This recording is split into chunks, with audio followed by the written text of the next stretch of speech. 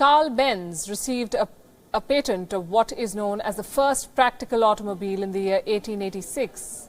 Few would have thought that his three-wheeled motor wagon has given birth to an industry. Benz's work is the foundation of the modern-day car. The internal combustion engine is still in use today. But the auto industry is on the cusp of a disruption. Cars running on fuel are making way for the battery. It's the best of times, as they say, and the worst of times for this business.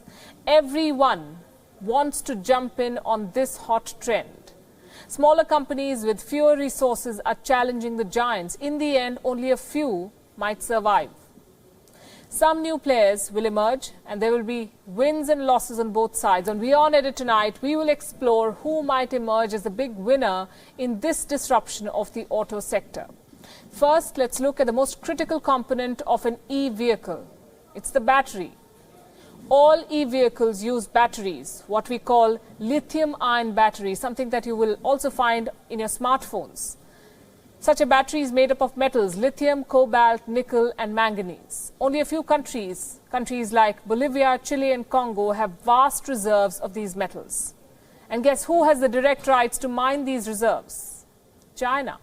China has bought many mines in Congo, Bolivia, Chile and Australia, and it controls half of the cobalt mines in Congo. China wants to become a global hub for battery and electric vehicles.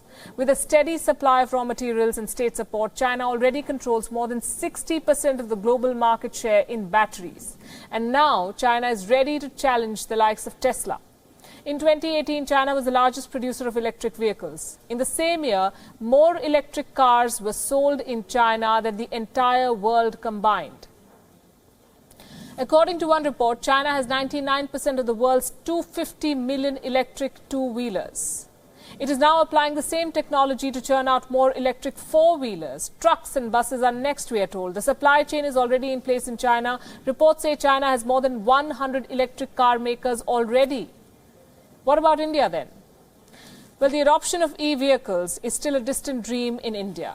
Electric scooters are a common sight in major cities now. Some electric cars have also been launched, but mass adoption is still a few years away for India. For now, there is over-dependence on China for supplies of parts. Reports say India imports 90% of electric scooter components from China. 3 years back, the Indian government had set an ambitious target. The government wanted all cars on the streets to go electric by 2030. But a pushback by the industry and fears of job losses led to a rethink. India does not need electric vehicles only. India needs an entire ecosystem to support the shift: charging stations, supplies of parts and a trained workforce to manufacture and repair e-vehicles. According to a survey in 2019, 90% of car owners are ready to make the switch to e-vehicles provided the right infrastructure is in place. Support of state governments and local authorities is going to be critical to make this transition. The need of the hour is a common framework and clear policy, one that assures a smooth transition. India must learn some lessons from the West here. Steps must be taken to protect the interests of the workers.